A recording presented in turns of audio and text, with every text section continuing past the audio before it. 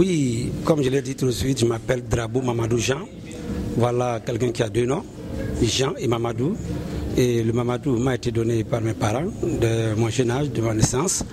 Et je crois que mes parents étaient des musulmans. Mon papa était d'abord issu d'une famille animiste, et dont son papa était également, lui n'était pas chrétien, il était animiste, chef du village, chef de terre de notre village. Et ma maman, elle est issue d'une famille musulmane, d'une grande lignée musulmane depuis. Je ne saurais pas comment noter cela. Mes arrière-grands-parents, mes arrière-grands-parents étaient tous des musulmans et tous des imams. Donc à ma naissance, nous sommes 25 enfants de papa. J'étais issu du 7e. Et quand j'étais né, le papa a dit qu'il était bon qu'on puisse avoir un enfant qui va perpétuer la lignée des imams dans la famille de mes parents. Et c'est ainsi qu'on m'a donné le nom Mamadou, qui est le nom du prophète Mohammed. Et c'est ainsi qu'ils m'ont confié à ma grand-mère et j'étais hors de la famille.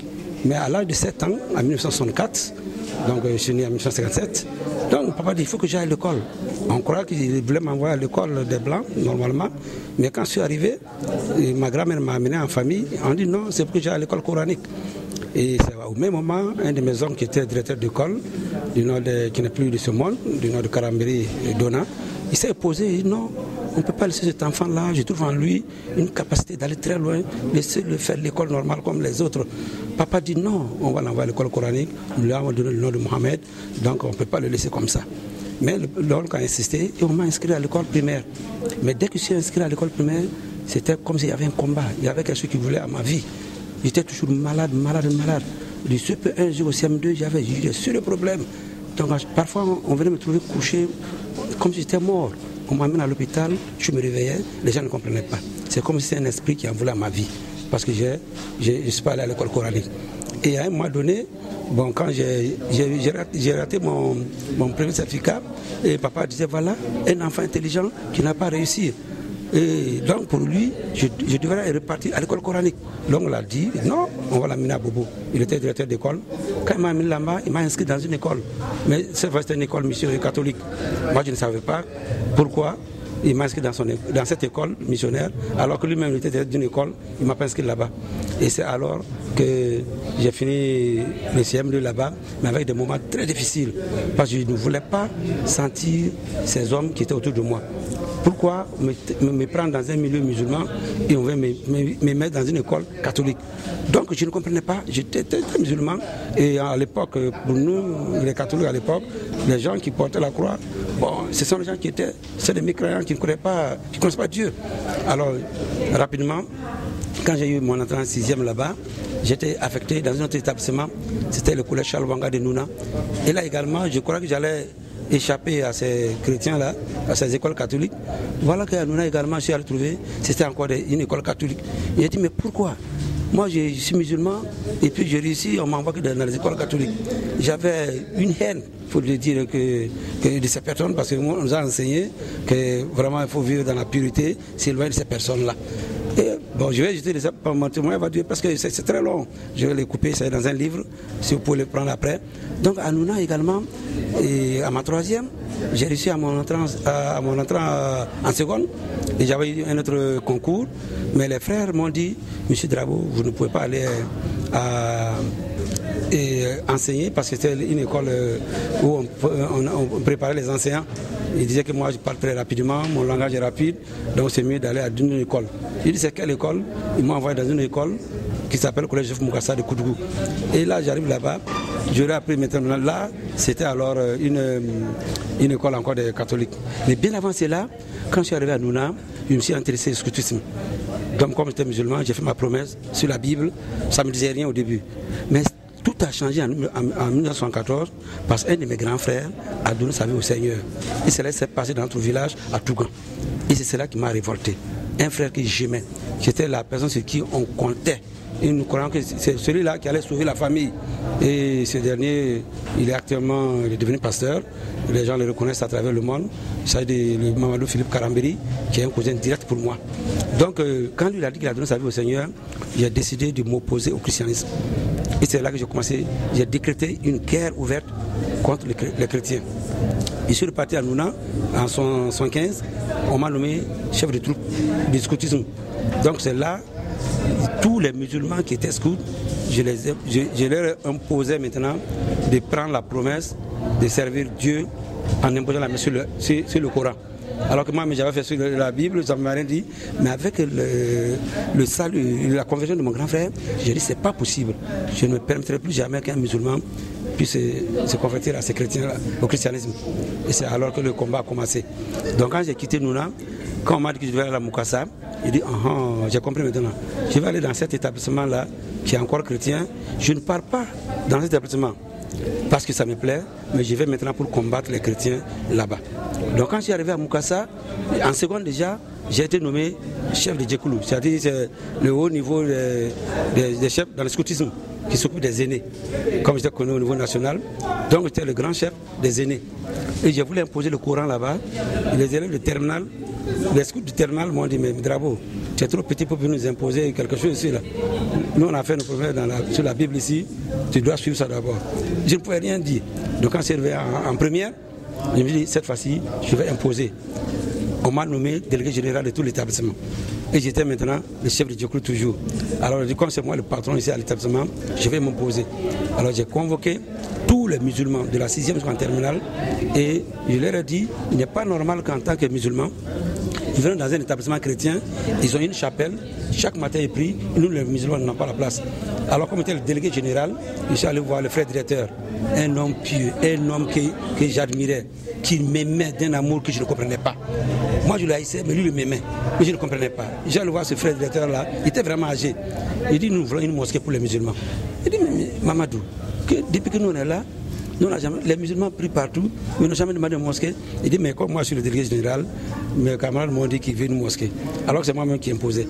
Puis j'avais formé la communauté musulmane, j'étais moi-même le président de cette communauté, en même temps délégué général de l'enseignement. Une semaine après, ils ont donné la mosquée. Et j'étais moi-même devenu musicien. Puis j'avais l'habitude de faire cet appel depuis le village. Donc quand je suis arrivé là-bas, tout le matin, avant que les chrétiens sonnent la cloche pour inviter les fidèles catholiques dans leur chapelle, moi j'étais déjà là à lancer l'appel du muezzin pour inviter tous les musulmans. Et quand je ne voyais pas un musulman à la prière, je faisais le tour des classes. Je dis, mais pourquoi vous ne venez pas à la prière? Et vous voyez les catholiques, ils ont leur chapelle. Et c'est comme ça que j'ai regroupé les musulmans autour de moi. Et c'est au moment où j'étais en train de combattre le christianisme, je me suis opposé aux frères, parce que si on prépare de la nourriture, comme le porc, et des trucs qui ne marchaient pas, je disais c'est pas possible. C'était l'internat à l'époque. J'allais dire à l'économe, nous sommes des musulmans, nous ne voulons pas manger n'importe quoi ici. Bien sûr, il y a du porc, préparez-nous de la bonne nourriture également. C'est après ils m'ont appelé, la direction, ils ont dit, monsieur Drabo, toi tu viens d'arriver, l'établissement est là. Pourquoi tu veux nous imposer des choses? Ça c'est un établissement catholique. Il dit, mais c'est un établissement catholique, vous avez accepté vous nous avez accepté dans votre établissement. Laissez-nous vivre aussi notre foi. Il dit, non, si tu vois qu'on ne peut pas faire deux repas en même temps, c'est parce que l'État ne donne pas toutes les... Comme c'est un établissement, c'est subventionné par l'État, l'État donne une partie et on complète de l'autre côté. Donc, depuis que moi on dit ça, je dis c'est pas possible. Donc l'État aussi n'intervient pas. Alors en tant que délégué général de l'établissement, j'ai convoqué en 1978 une grande rencontre pour tous les établissements, tous les responsables d'établissements au Burkina à l'époque, de Ouagadougou, Bobo, Koudougou, j'étais le vice-président de l'ASCA, Koudougou à l'époque. On a fait une réunion de minuit à 5 h du matin et une semaine après, une grève générale a été lancée dans tout le Burkina. J'étais à l'époque la Haute-Volta. Donc tous les événements étaient fermés. Les gens ne comprenaient pas d'où venait cette grève-là. Or c'était à Koudougou. Donc les militaires, quand ils ont appris que c'était quelqu'un qui lançait la grève, qui voulait pas, qui s'opposait à une situation dans un établissement, ils ont envoyé des militaires me chercher la gendarmerie, mais ils ne m'ont pas pu trouver.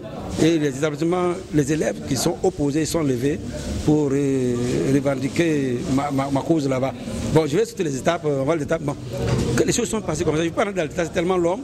Donc, au moment où j'étais en train de combattre le christianisme, je me suis revenu, c'était en 77-78, avant que je n'aille en 78, que le congé de Noël, et le 24, le 25 dans la nuit, alors je suis allé au village pour les congés. Et c'est là où le Seigneur s'est révélé à moi. En pleine nuit, je ne comprenais pas, c'est là où j'ai fait un rêve. Et là, j'étais sur une grande voie, une voie large. Et j'étais avec les camarades musulmans, on était sur la voie large. À un moment, je dis, mais je ne comprends pas.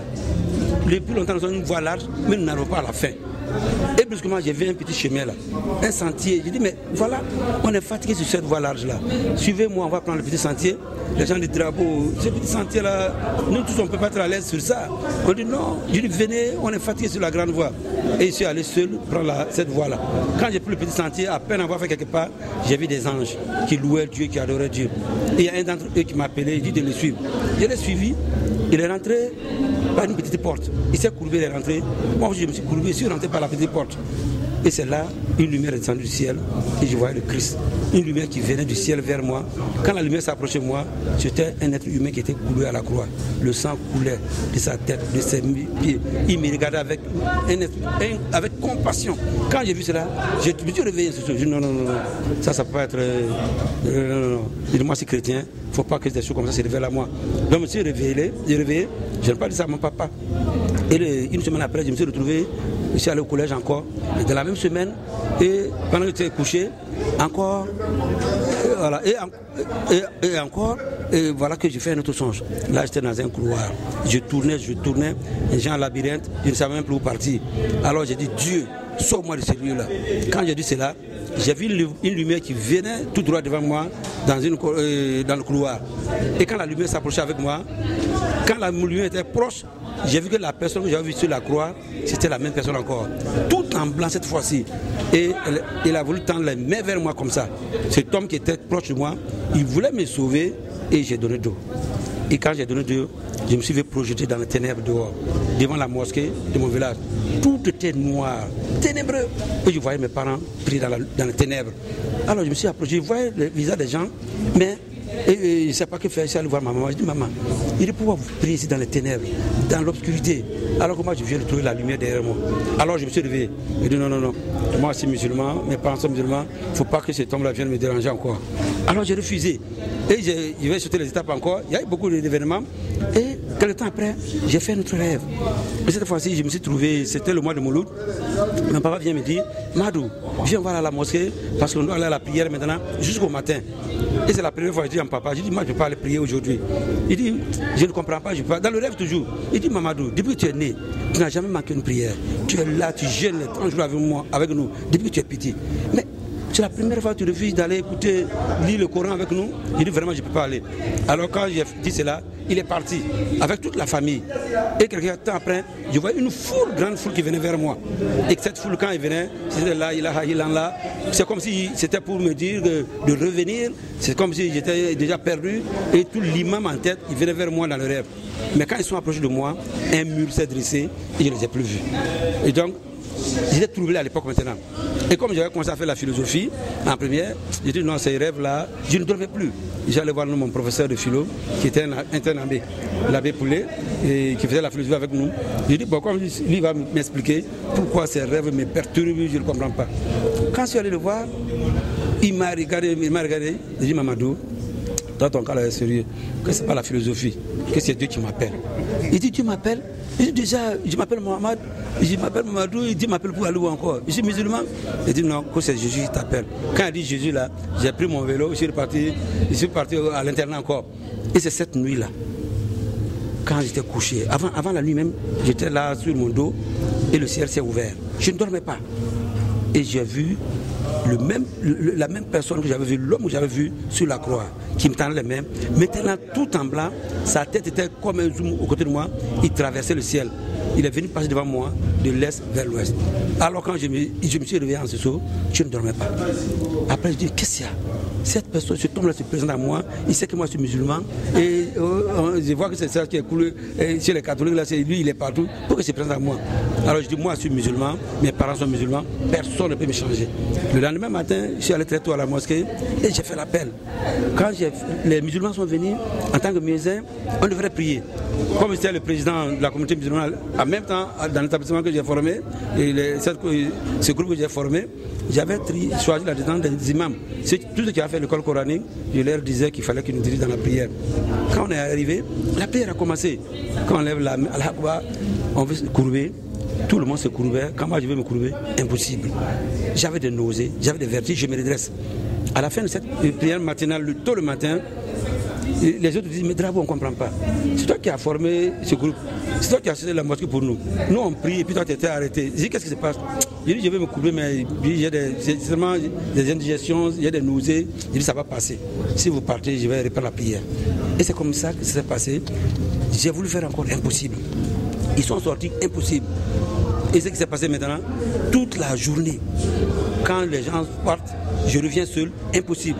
Alors que j'ai joué beaucoup au ballon, j'ai été sélectionné plusieurs fois à l'équipe nationale, junior à l'époque.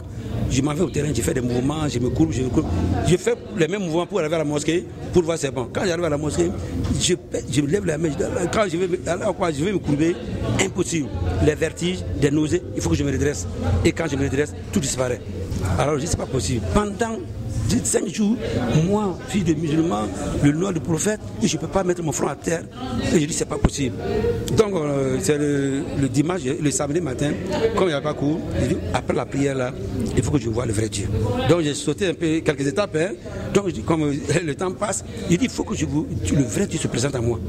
Quand j'étais à la mosquée, voilà, les musulmans sont venus, j'ai commencé la même prière, impossible. Et comme c'était comme ça, alors j'ai décidé alors de m'enfermer seul dans la mosquée là.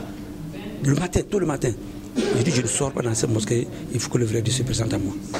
Et quand les autres sont partis, j'ai dit Dieu, si tu existes réellement, si c'est toi le vrai Dieu, dis-moi la réalité, c'est Mohamed, tu m'amènes vers toi, ou mais c'est cet homme qu'on appelle Nabi Issa, qu'on appelle Jésus là, et que c'est lui.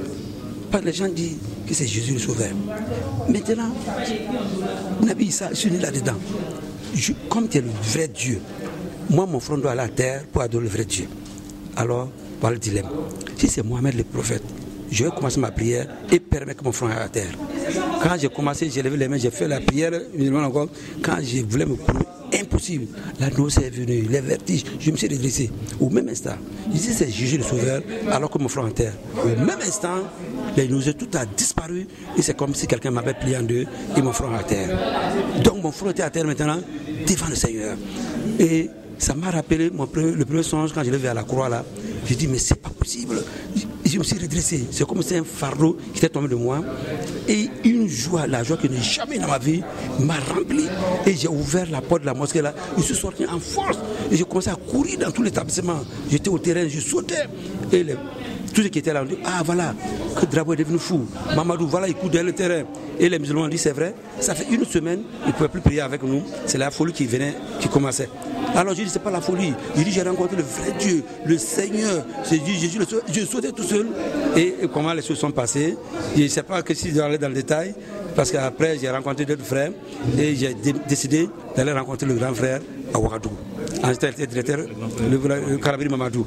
Donc quand je suis arrivé, il dit qu'il priait pour nous depuis, c'est lui que je combattais. C'est à cause de lui que j'ai commencé à combattre le christianisme. Alors quand il m'a pris, il m'a donné ma toute première Bible et le 17 février 1978. Et cette Bible, je l'ai lue en un trait. Et je l'ai lue, c'est là, il a prié pour moi, il n'a pas peur. C'est là, c'est comme ça le salut. Et il m'a donné des conseils. En ce temps, je portais le même talisman qu'il avait presque. J'avais presque les mêmes choses. Il m'a dit, n'aie pas peur, va détruire-les. Et ça, c'est un autre domaine. Quand je vais entrer là-dedans, c'est encore plus long. Et c'est comme ça que j'ai donné ma vie au Seigneur. Il a prié pour moi. Et depuis lors, ma vie entre les mains du Seigneur. Il m'a béni. Et j'ai continué mes études à Lomé. Et j'ai commencé à témoigner à Lomé. Après, j'ai fait l'ingénieur au Gabon. J'ai terminé là-bas. Et le Seigneur continue à me bénir dans tout ce qu'il fait pour moi. Merci. Pas le témoin est très long. Comme vous m'avez donné 15 minutes. Voilà. Merci bien. Voilà.